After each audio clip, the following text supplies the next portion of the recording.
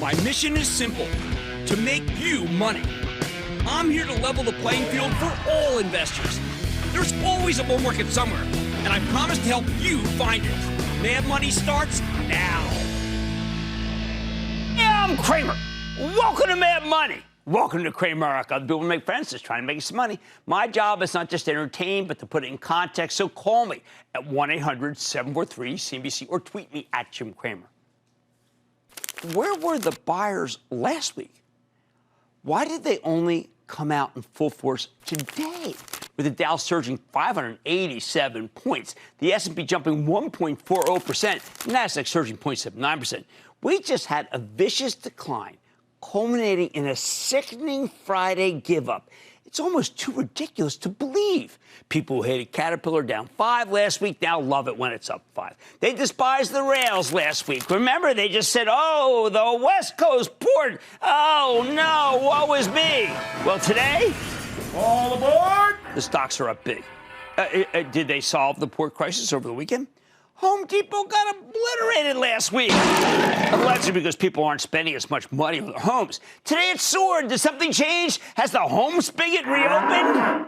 In truth, nothing has changed. Nothing. Except the stock prices. I often say that buyers or sellers are being dumb as a bag of hammers. But those of us who prognosticate for a living, well, we got to be a lot more careful about finding a reason for the day-to-day action. And when I say finding, I mean inventing. Often the real reason why stocks are moving is not the obvious reason. Consider last week's sell-off. It's textbook. A lot of that weakness was just plain artificial.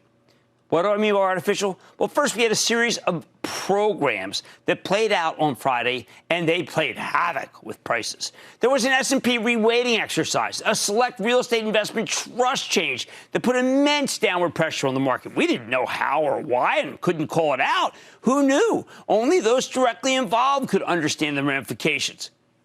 But when you get those sell programs the same day that a Fed official, James Bullard, talked about hotter inflation and a need to raise interest rates sooner than expected, well, it was bone-crushing. But it was also an opportunity. Buy!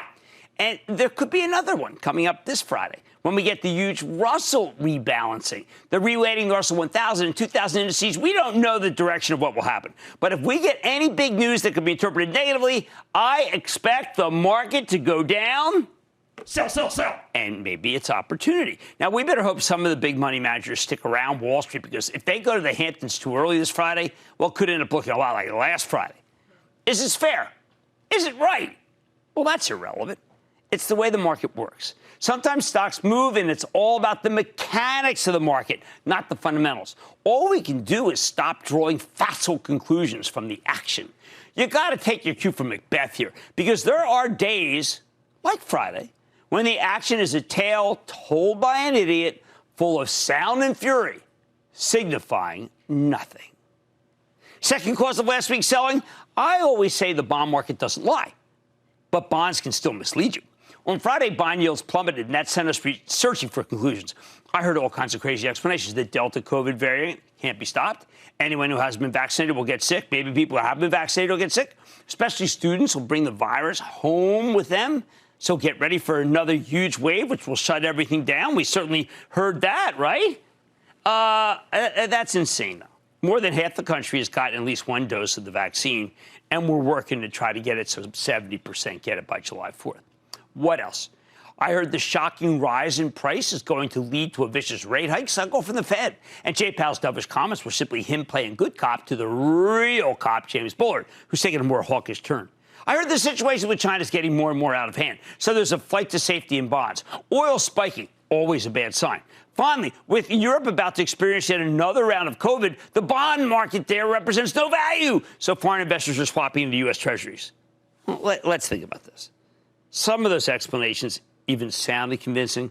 But then when we come into today, oil's rallying like mad and no one cares. Market's up huge.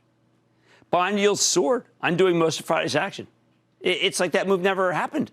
Given that stocks react to bonds, today's snapback in Treasury yields made this rally inevitable. At this point, you have to recognize that there are times when even the bond market can't be trusted as a barometer. It led us astray on Friday.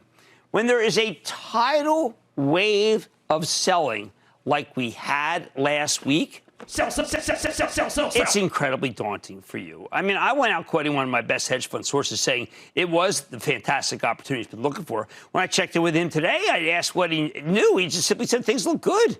Why not be long? He did no selling into today. Of course, now we have to figure out which move is lying and which one's telling the truth, today or Friday. We can't say the jury's back and today's move is the real one because that would be too glib. Rather than trying to judge the overall action, I think the right move is to buy great stocks like the reopening plays, the travel companies, the favorite oils, Chevron and Pioneer, or the companies that have just reported incredible numbers like Adobe.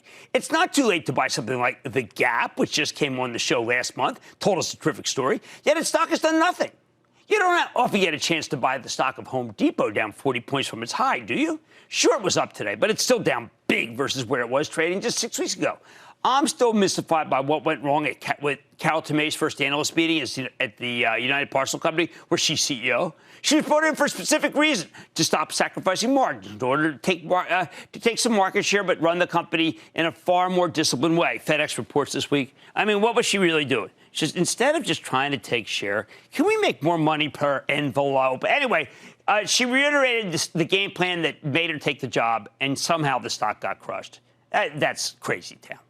Finally, I had American Express on the show this week. I don't know if you caught it.